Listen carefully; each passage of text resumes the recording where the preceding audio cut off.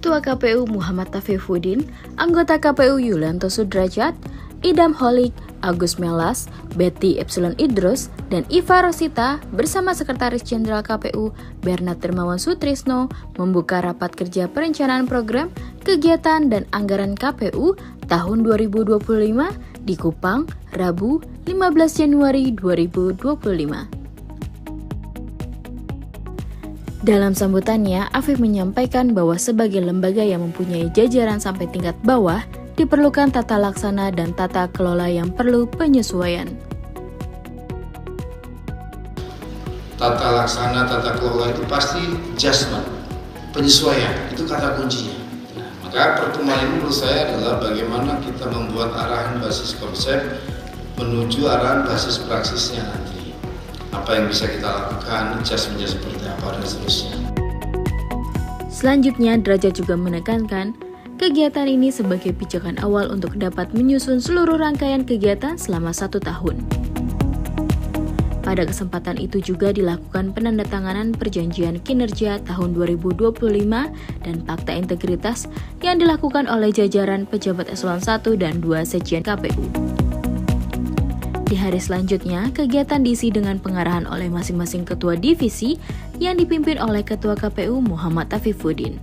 Dalam pengarahannya, Ida menyampaikan bahwa KPU akan menerbitkan Renstra 5 tahun ke depan sebagai rujukan dalam kerangka berpikir dalam melaksanakan program kerja KPU tahun 2025. Kemudian Betty juga menjelaskan bahwa perencanaan itu sangat penting untuk sebuah kesuksesan karena 50% dari kesuksesan berkat adanya perencanaan yang baik.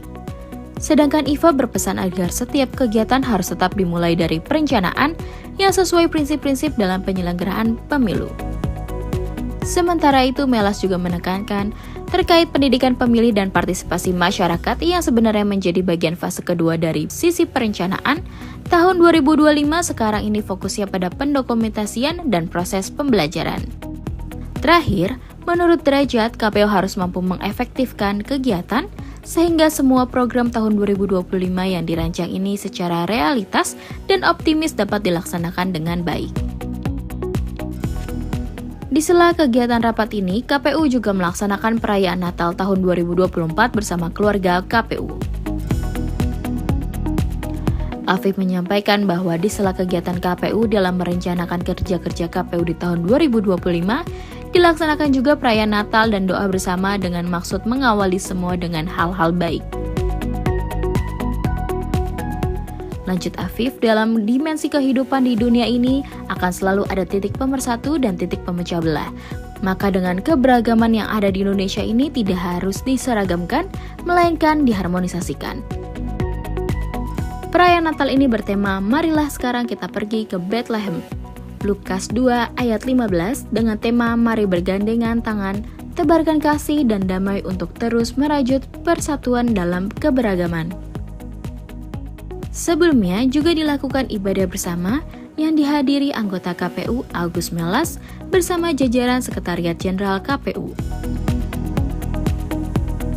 Pada kesempatan itu juga dilaksanakan penyerahan tali kasih kepada korban bencana alam Gunung Lewo Tobi, Flores Timur oleh KPU kepada PJ Gubernur NTT yang diwakili Asisten Pemerintahan dan Kesejahteraan Rakyat Asisten 1 Sekretariat Daerah Provinsi NTT Bernadetta Meriani Usboko.